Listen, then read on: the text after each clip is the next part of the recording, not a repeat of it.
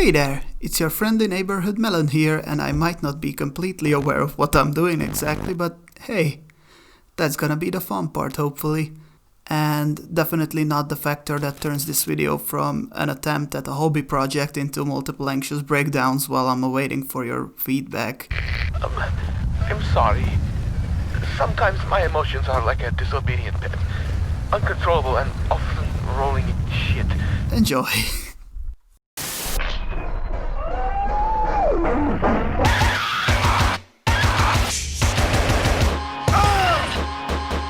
Penumbra Overture showcases the humble beginnings of Frictional games.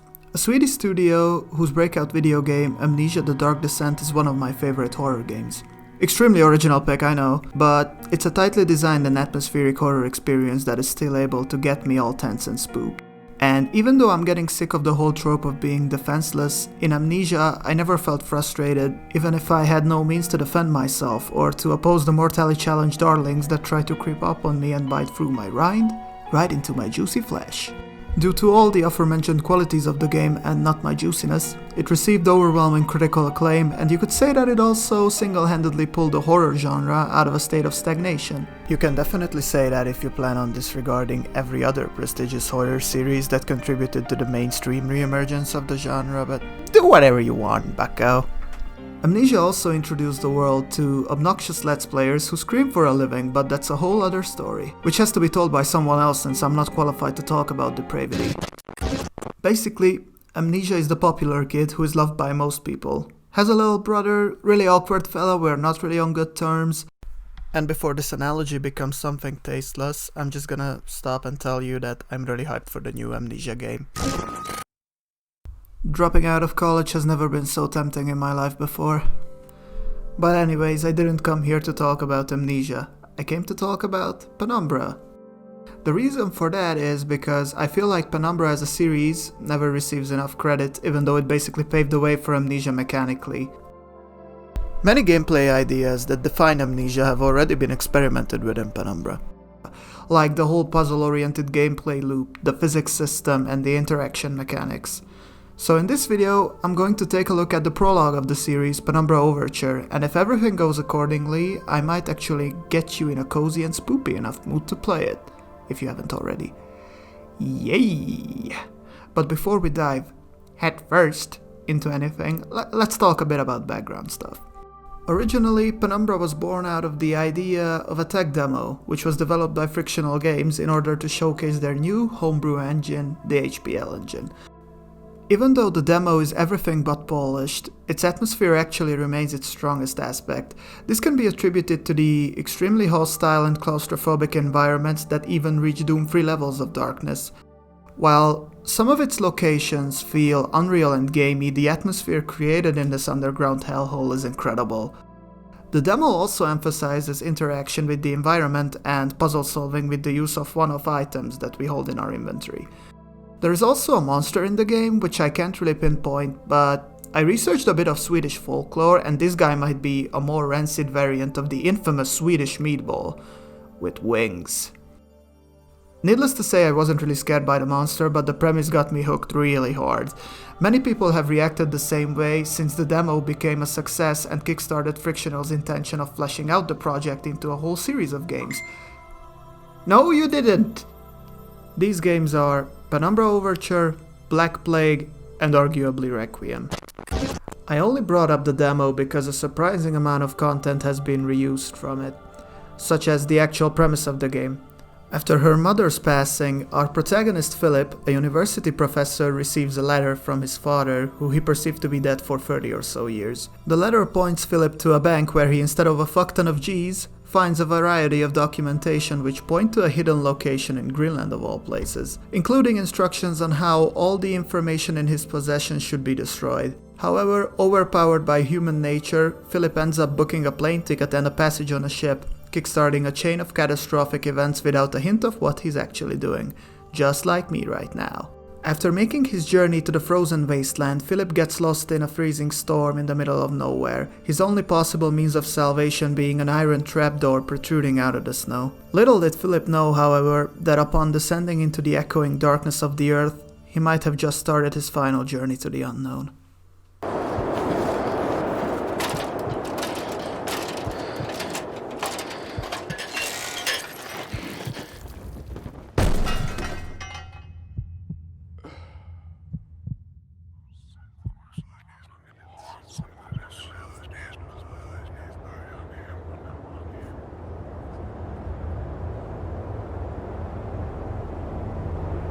Without an exit in sight, there is no other choice but to go deeper and deeper into the complex. I mean, what could possibly go wrong?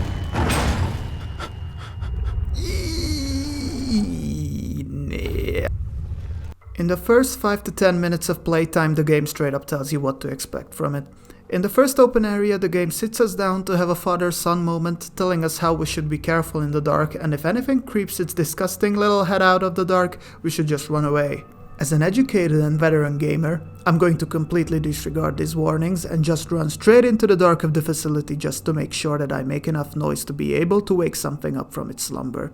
Even if it's in some advanced state of decomposition, granting that thing one last opportunity to scare my dorky ass and to slowly nibble on my frail and thin body. I mean, it's the thrill that we are here for, right? Do we get to experience that horror game thrill? I think so, partially. I'ma tell you why. From a gameplay standpoint, the game's locations offer a variety of opportunities to play tag with the beautiful local wildlife. Especially considering how most of the locales consist of long hallways and tunnels that connect important locations, like offices or storage rooms. However, you're not entirely exposed in these hallways.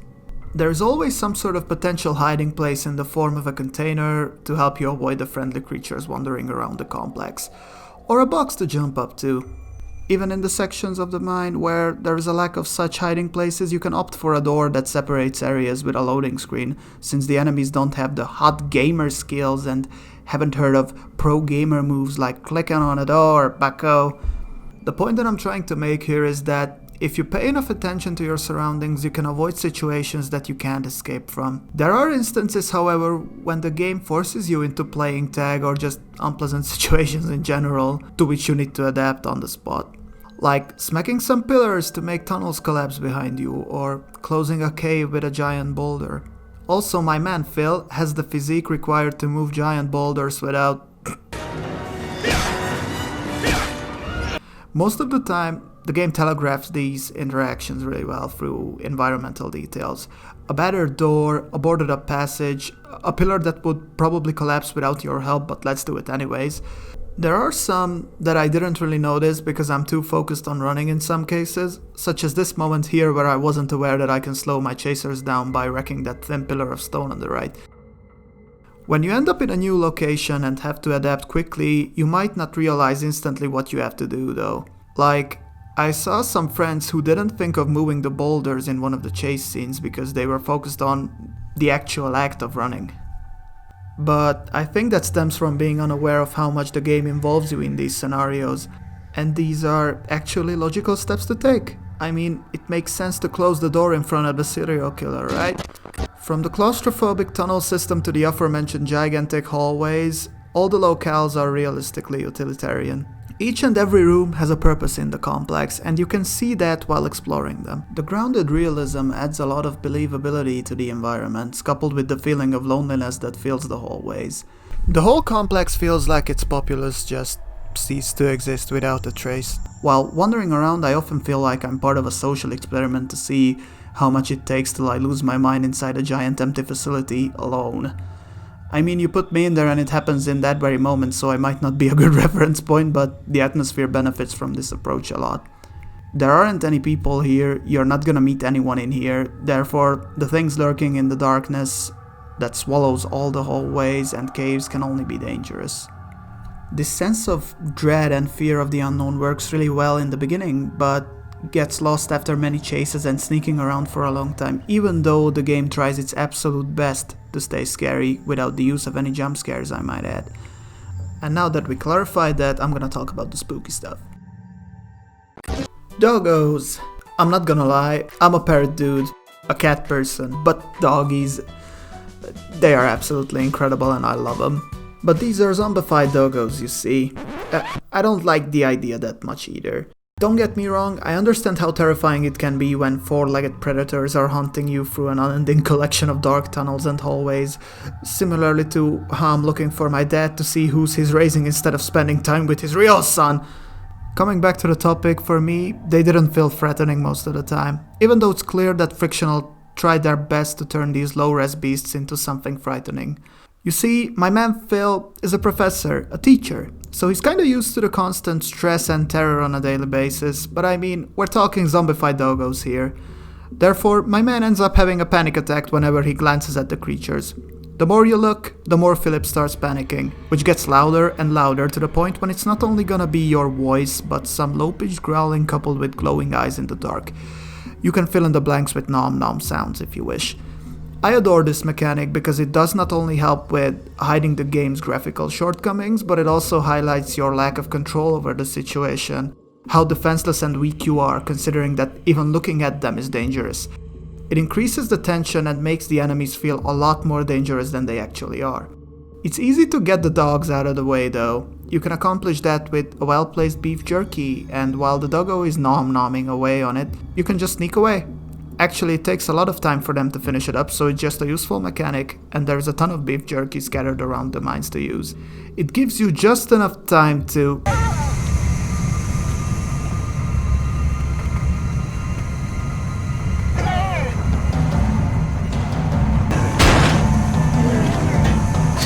This only happens on hard, but still, if something can survive the extremely hot steam treatment and still has the strength to physically break iron bars with its head, I'm not fucking with it. Crack is what a skull do! There are also giant green spiders living in the tunnel systems of the mine, which are scared of light. Makes sense considering where they live.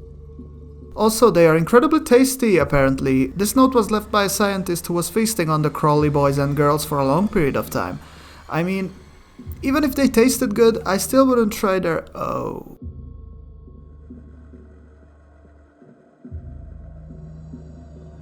I guess you can see how hardcore these little guys are.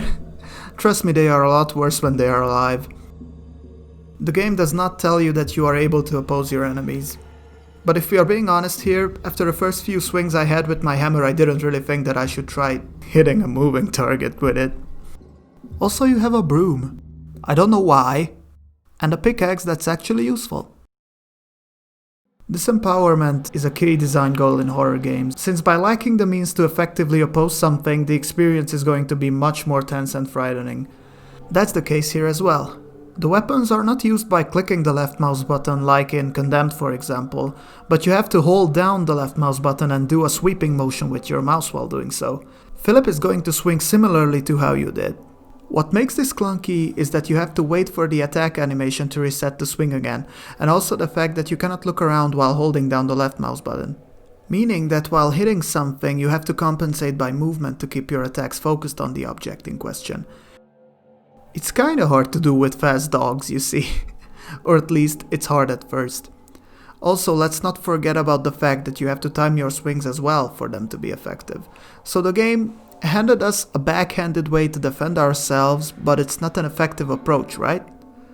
Well, you see, you get used to it by using the weapons on stationary objects, which you'll have to do a lot throughout the game. You can basically become the world-class wrecking crew of zombie dogs. It gets really easy to just whoop them while they stop moving, and let's just say that if you deal with them, they disappear from that area, leaving the area safe for you to explore for the rest of the game, rendering the tension of them being there obsolete. When you choose to kill an enemy in other horror games, you end up sacrificing resources while doing so, and there is always the lingering sense of how you might need those resources later, and managing them remains important throughout the game. Considering that you don't have ammunition to worry about, this is not a factor in Penumbra Overture. The only thing you might have to be conservative about is painkillers in case you get injured in an encounter. But if I have to be honest with you, it's not a factor below hard difficulty. The only resources you should be worrying about are your batteries. But only because your flashlight drains them faster than Jim Carrey does brains. Breakthrough! Had a breakdown? Maybe! Also, you can't store batteries, since Phil might have a weird OCD-like tendency to constantly change batteries so they can always stay on 100%, I don't know. It feels a bit stupid, but I can see it as a sort of player disempowerment since it takes away the possibility to manage an important resource. You also have a glow stick that you can use constantly without any sort of restriction, but it only illuminates the area directly around you, not an entire hallway, for example. I don't know if it's in the lore, but Philip might be a cat. At least, it makes sense why the dogs want him so much. What I'm trying to say here is that when you crouch down in the dark, you can get your eyes to adjust to the darkness, giving you a really helpful blue night vision kind of thing. It's extremely useful and it doesn't give your position away, unlike real life situations when you actually have to be patient and stay in the dark without lights and look for the silhouette of the girl living next door. But I like the goofy animations that comes with waving your flashlight or glow stick. Whee! Too long, didn't read, didn't listen. The game has a really good foundation of mechanics that facilitate the creation of a terrifying horror atmosphere, but part of the resource management and the combat gets in the way. There is this weird dissonance with the game not wanting you to pose your enemies, but giving you all the tools necessary to do so. Call me a flat earther, or Alex Jones, or someone else crazy, but I have the sneaking suspicion that the devs knew about this, but they already had like everything made.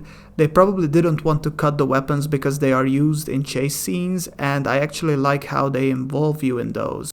But on the other hand, didn't want the game to feel frustrating with enemies that cannot be killed. So they just tell you not to engage and hope for the best. Again, this is just my theory about stuff. I might be wrong, like how I am about most things. That's why I made a YouTube channel. Are you angry already? There is another aspect of the gameplay that I haven't touched yet.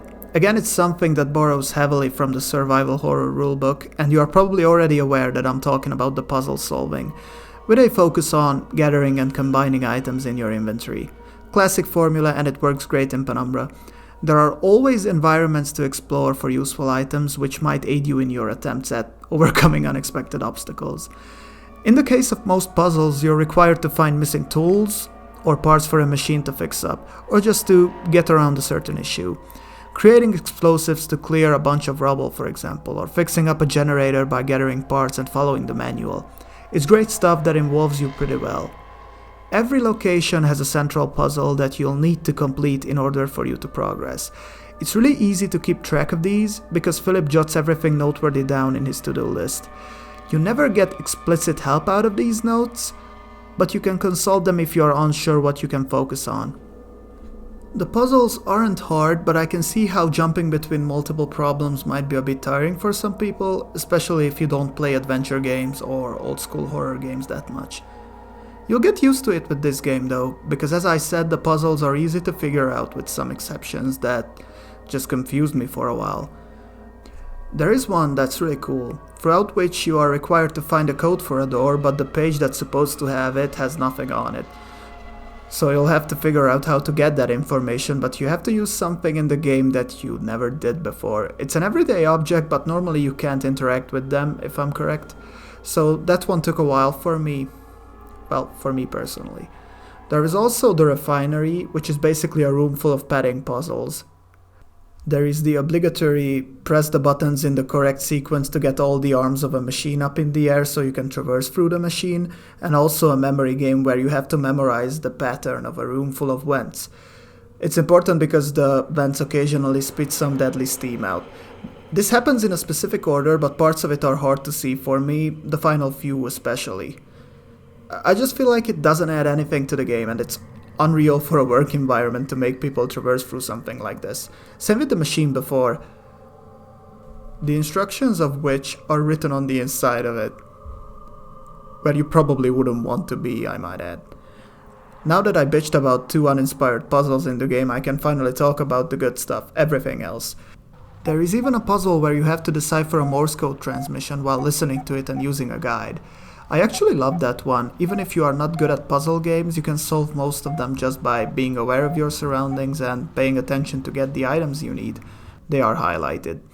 Even if you don't consider yourself to be the sharpest tool in the shed, or you're just not a puzzle master, you can brute force most of them. Even the final puzzle of the game where you have to mix chemicals to create an explosive. You can follow the guide, but if you can't figure it out, you can brute force it because there aren't many chemicals to mix around with, and you can keep on trying until you get it right. There are also puzzles in the game that require you to use the real-time physics engine of the game, which is one of the strongest parts of it, I might add. Everything has its own weight and sound to it. That makes every object in the game feel special. Also, the system Frictional games created for you to be able to manipulate these objects is simply jaw-dropping. If you click on an item and hold down the left mouse button, you can move them around or throw them away by clicking the right mouse button. You can also manipulate stationary objects this way, like levers and wheels. You hold down the left mouse button and use the mouse to pull or push. It's really intuitive, and again, it involves you a lot, especially when you're trying to save yourself from something terrifying by pushing a boulder in its way, for example. It can be clunky at times though, but it's great to see that Frictional didn't abandon the way this system behaves and kept fleshing it out in subsequent releases. The first thing that I picked up on while playing the game is the sound design. Every item has its own distinctive sounds to it, and I just love wreaking havoc in a room by throwing stuff out and see how it reacts when it's thrown. Let it be breaking or just making a sound. I can just imagine how much effort it took to record all this, and I can't do anything but appreciate how much work has been put into the sound. I mean all of it. The score itself is also special. It begins as a simple but mysterious and effective piano piece,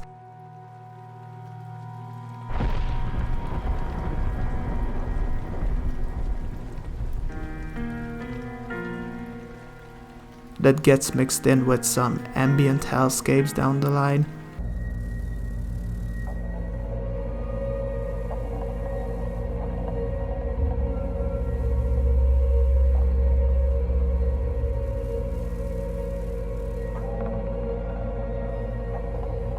Parts of it really reminded me of Pedestrian Deposit and their mix of field recordings, electronic music and all that jazz. I mean, not actual jazz. The ambient tracks are my favorites because they turn the abandoned looking mine into a nest of terrifying creatures. Especially that humming track mixed with the rumble, like there is something cruising around in the walls surrounding me.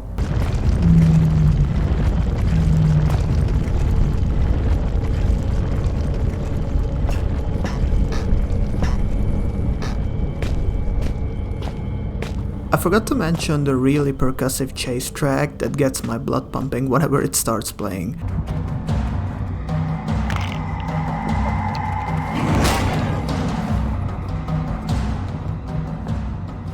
It makes me feel like I'm about to faint when something is about to bite into my ears. Also, the soundtrack is available on Bandcamp or through the website of the composer. You can buy the soundtracks on CD as well. Same for Amnesia and Soma. Support this man, especially now. I'm also unable to say bad things about the visuals of a 2007 indie game. I mean, it didn't age well, especially the texture work, which is quite low res at times. Fuck, I lied. Even the enemies suffer from this problem, but I have to say that the panic mechanic helps with that a lot. And the game makes up for it by some really pretty lighting. There is something magnificent about shining your flashlight inside a dark room for the first time. It looks great. There are also some pretty looking locales in the game, all thanks to the lighting again. I have to say that the lighting carries the visual department on its hypothetical back. Considering how the location variety should consist of only dark hallways and caverns, the level designers always spice things up. The color palette of the game is sort of limited to different shades of grey and brown, which makes the more interesting locations stand out even more. They play around with color combinations really well though. Even though you trudge through tunnels all the time, it doesn't feel that samey. Also, it's interesting that as you progress with the game, the colors of different environments get a lot warmer and darker, getting closer to a reddish color as you move on. It's almost as if the game is trying to tell us something, like it's... Penumbra Overture's story starts out as a personal journey, with the goal of discovering the dark secrets of our dad's past. My mom would approve. Philip's character in all of this is non-existent. He's a vessel for you to get into his role and experience the situation firsthand, I would say. He sometimes has some interesting thoughts that showcase clever writing on behalf of Frictional. Whenever he, quote-unquote, thinks of something throughout a loading screen, it never feels out of place. Heck, I would probably feel the same way in an underground mining complex, all alone. That being said, you as a character is not really the star of the show. The devs, however, are able to compensate for this with interesting pieces of world building scattered all around the facility. Throughout your journey, you'll learn a lot about the history of the mine, its purpose and environment, and its quote-unquote residents. The concept of a lead mine is not really a romantic tourist destination itself, but couple that with a case of long-term lysergic acid poisoning that you can be subjected to in there, and you end up with a fair share of mental and psychological problems like schizophrenia.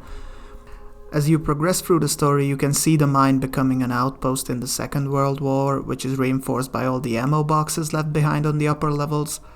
Even back then it was a peculiar location, which is due to the strange artifacts some of the workers unearthed from it, causing speculation in the officer station there. Aside from all this, the mine keeps on functioning for a long period of time, and from its state you can probably see that parts of it look pretty decent.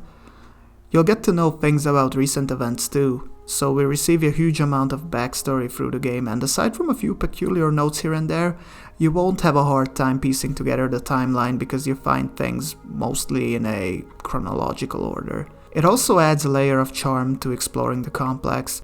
It's probably the same feeling I get from venturing through old Soviet architecture and ruins, through which you can mostly piece together all the history behind the building, and also the factors that led to its demise. Footage unrelated, that's just my apartment building. After a while, however, you realize that you are actually not alone in all of this. A strange voice from the other side of the radio should be comforting in situations like this, but this voice, while friendly, it's still off.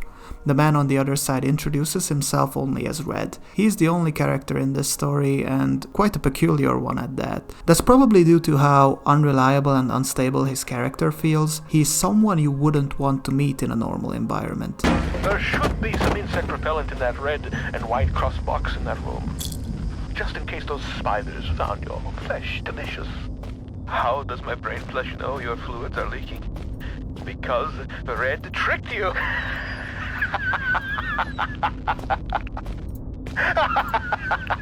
The spidery tunnel was far from a necessary evil. More so, it served as a well-deserved punishment. You thought my mind had lost the ravages of time, but poetic justice has struck with a sonnet and an 8-legged baptism of fire. With justice now served cold, I hope that we can be good friends. As you get to listen to him more and more, he will become more and more unhinged as well. But I mean, you don't really have any other means to help yourself out of this situation, so the only remaining option is to try and find the man. What could possibly go wrong? My biggest problem with the whole Red setup is probably the fact that even though you keep pushing towards him, there isn't an urgency to the plot. You just sort of explore things because it's apparent that leaving easily is out of the question. This is going to be common knowledge in the first 20 minutes of the game. Your only option is to venture towards an unhinged lunatic who enjoys feasting on the local wildlife when it's fried in engine oil. On the other hand, his personality and mental state puts an interesting enough twist on the dreaded but still anticipated encounter. Clearly, meeting him is your goal. But you never feel the grip tightening around his or your neck, even though he keeps on pestering you about how you should hurry up. Oh, my brain can barely imagine the feats of action man like heroics you must be performing to save old Red. I am waiting so close now for you to blow down the walls of my earthbound prison cell and release me from this mortal coil. So, we ended up having lots of things to juggle here. There is still a wide array of information to be discovered about the mine, and we have to link up with Eric the Red. What I'm gonna do here is put a number here for you. You can just go to that part of the video and just avoid everything that remains to be spoiled. There aren't many things to discuss since the game is like 3 hours long. So yeah, I'm gonna give you a safe spot. Because I don't want to ruin anyone's life by spoiling a 3-hour-long prologue of another 3-hour-long game. And arguably a third 3-hour-long game. You'll be warned. Look at the dummies. Running away from spoilers for a 12-year-old game that's 3 hours long. Goofs. Nope, we're not shaming anyone. That was a mistake. It was mean. I'm sorry about that. I already talked about the different notes scattered around the base and how they are getting more and more recent. Well, turns out there is activity down here that's quite recent. Did I actually write this? Fuck. Looking back at our findings regarding the mine and its wildlife, and also the strange artifacts surrounding us down here, a strange corporation called the Archaic Elevated Caste has decided to establish an outpost below the mine, while attempting to understand the nature and causality behind the strange circumstances surrounding it. Needless to say, as you venture down to the lower sections, you come across notes detailing their findings about the wildlife becoming bigger and more aggressive. Hey, Spider-Man. Rendering them unavailable to continue their research in certain sections of the mine. There are also problems with the workers, many of whom end up becoming a lot more violent and insane amidst all the chaos that ensues. Early on, it suggested that the chemicals located in the mine are the cause of certain psychological diseases, while the native Inuit population believes that it's actually harmful spirits called the Turngate who are bringing the motherfucking ruckus. Either way, it's going to become apparent that there is something a lot more insidious happening down here that is related to the artifacts and the sudden growth and increased aggression of animals. Some of them grow really big. Also, there might be something wrong with you too.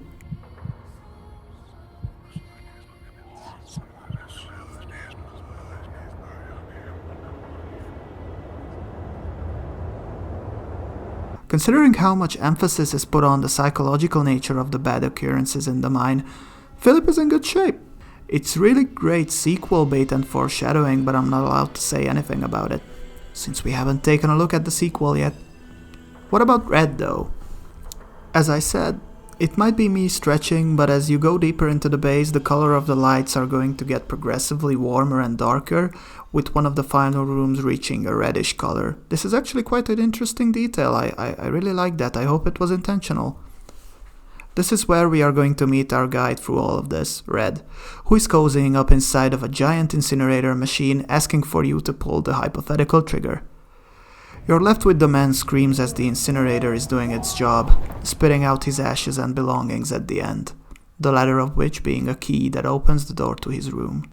This is where we learn a lot about Tom Redwood, who applied to be a miner at age 14 and became trapped inside the lower levels. With no possible way of escaping, he resorted to reading all the literature he had, from Shakespeare to philosophy, explaining his strange way of speech. In the back room there is also a noose, hanging vigilantly and waiting for its purpose to be fulfilled. I love the final two rooms. It's because they establish Red's character and his mental downward spiral quite effectively, even if it's as subtle as a sledgehammer. Wait. I can see some of you asking already. What about Philip's dad? What happened to him? You didn't mention him since the intro. Well, his name is on a piece of paper. In the entrance of the elevated cast's shelter. Also, the note is quite recent actually. So, what can a man do? You venture down the stairs, you get knocked out in the dark and the game is over. Yeah, it's really sudden and kind of bad. It's basically the worst kind of ending, in my opinion at least. You know, the one that just jumps on top of you when the story gets going, leaving most of it up to the sequel to fill out. I'm not happy with this decision, but it's a small studio and I can understand the decision behind all of this. I just feel like it could have been executed a bit better. So here we are, that's Penumbra Overture's story. Quite an amount in lore, but lacking urgency and a personal hook. Let's trick the others who try to avoid spoilers. Like, yeah, I didn't remember the dinosaur chase scene and it kinda took me out of the experience. Overall, the story has some interesting snippets, but you're not really in the focus of it that much. It's more about the base and its history, so you can be up to date when the sequel hits hard. I feel weird about this game now because the story in itself is not something that I would consider to be enough. Even if you sell it as a prologue, I still feel like it does not really stand on its own that much. It just keeps on fueling your curiosity till the end credits, which perform like a sudden slam dunk on you 3 hours in. It's really great at fueling your curiosity though. There are some really exceptional moments of discovery and you're constantly in the dark about the actual details. You don't really end up knowing that much, only the bare minimum, but it's still enough for the game to achieve its goals. Being an actual prologue, an introduction. I can't for the life of me not recommend this game for you. Heck, the whole series, it's incredible. It's one of those instances when a group of indies end up creating something unique but inherently flawed. It still doesn't stop me from loving this game or Black Plague. Although the horror aspects are almost there, almost on point, I kind of feel like it falls flat in that department. Everything else I can wholeheartedly recommend because the experience is fun, even if it's a bit janky. So here we are now. I guess all of this ends here. It's over. Words that I know all too well and have heard in many different contexts. Usually they don't leave my mouth, but hey, variety is the spice of life, ain't it? It's something that's required for us to be able to cope with all the disappointments in our lives. Disappointments, like this video for some of you. But if you ended up here with me, I guess you cared enough, which I'm extremely grateful for. I don't know how all of this is going to pan out in the long run, and I'm definitely sure that the format is going to change. We'll see if it's for the better or not.